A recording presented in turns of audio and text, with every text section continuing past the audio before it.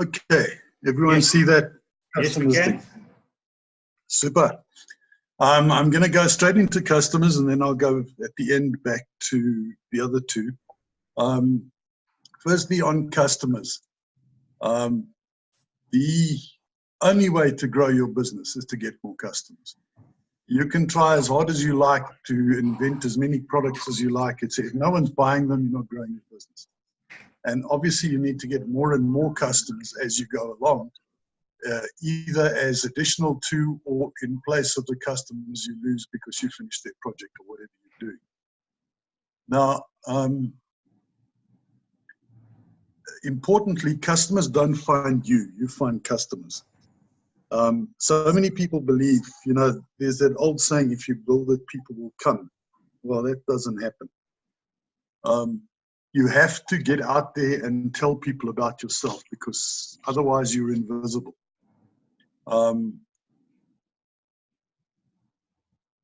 Just in terms of getting customers, though, you can either find or you can buy your customers. Now, if you buy customers, there are a couple of ways to do that. The first is you can pay really high rentals in a high traffic shopping center like Sandton City or Fourways Mall or something like that. Because fairly obviously what your rental is covering is the fact that there are people walking past your shop, and that gives you a chance to drag them in. Or you can buy a contact list from a reputable list sales company. Now, the big problem in that sentence is reputable, because an awful lot of list sale companies will sell you lists of thousands of names. And when you start sending emails or contacting those names, you find out that half or more of them don't exist or aren't there anymore. So they don't scrub their lists often enough. They don't keep them clean.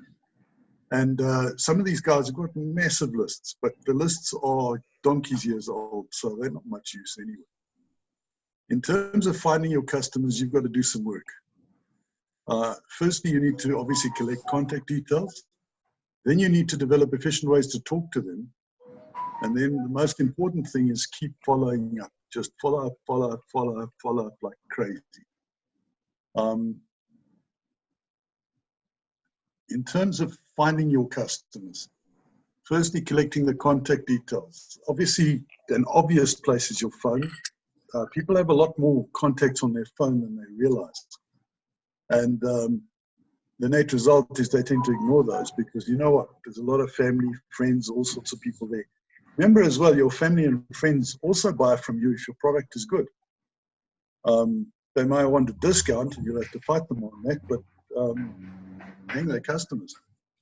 Then if you have a LinkedIn profile, a Facebook profile, any of those, there's an awful lot of people that you've linked to there as well. Talk to them as well. And then your website is a place where you can collect names. If your website is decent and you invite people to go and have a look at it.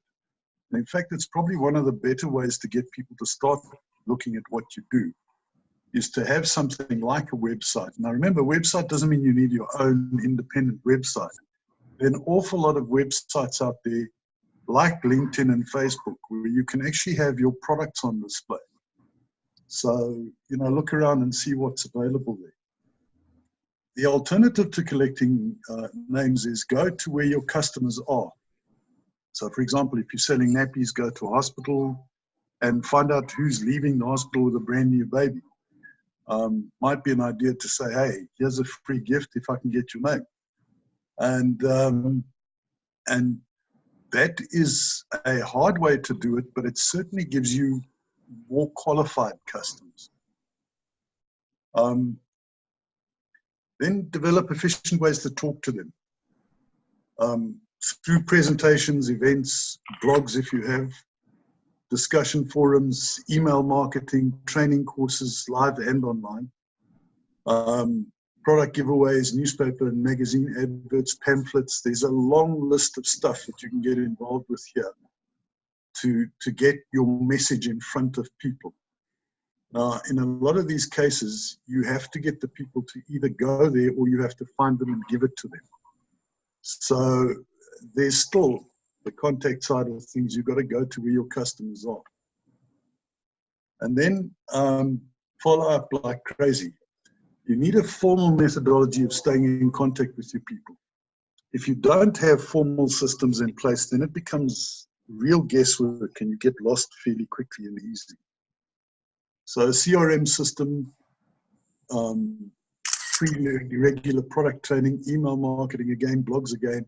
There's a tremendous number of ways that you can actually follow up with people. And remember as well that if you don't follow up with them specifically, make sure they're on your mailing list and you're sending them regular information or training that they can then look at and say, hang on a second, this guy's an expert at this subject. Next time I have a problem, I know to speak to him. And remember, if you don't send them regular stuff, they forget about you. So the regularity of how often you send them good information really matters. Then, as a tip, people don't find you by accident on the internet. It's far too big. But everyone I know, and certainly these days market research has proven it as well, when they start looking for a product or service, they either go onto a phone or PC. So if you haven't got a developed internet presence, effectively you've shut the doors of your business. Jasper, can you just block Millie there, please? I'll check who that is. It's Millie.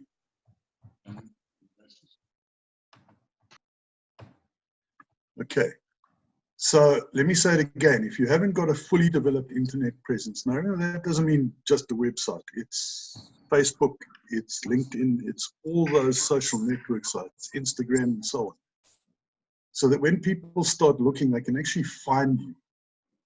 And again, make sure your keywords, your search engine optimization, SEO is what some people call it, and they don't know what the acronym stands for, is right, and that your product is listed amongst those keywords. When people search on Google, they'll find it. And huge fact about marketing, you need to speak to a hang of a lot of people to find one customer. Because the average success rate of most marketing campaigns is between 1% and 2%. Now, that means 1 person in 100 or 2 people in 100. That's not high at all. Millie's back on again, Jasper. Okay, go ahead. Sort it out.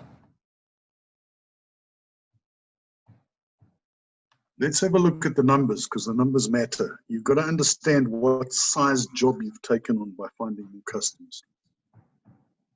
So I put down an example here. If you want to get 100 customers in 1 year, assuming a hit rate of 1%, then you need to start with a prospect list of 10,000 people at the beginning of the year. And then find a way to speak to at least 50 prospects a day to get through that list of 10,000 people in 1 year.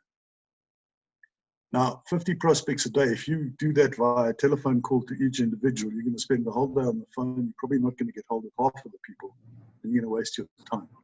So you've got to find much more efficient ways of talking to people, which goes back to that slide earlier, which said presentations, online training, etc., etc., etc., etc. Now, guys, I can't stress this enough. This job is enormous. And you need to understand how big the job is. And more important than that, you need to understand that if you don't do this, if you're not consistent with this, then fairly obviously your numbers are not going to happen. So make sure you get those numbers up and that you have a plan, a strategy to make sure that you can speak to at least 50 people a day in some manner. Remember, that's an average, so some days you'll speak to 100 and then you won't speak to anyone for 3 days. And then you need to speak to 150 and so on and so on and so on. So go find your customers. You need to get busy.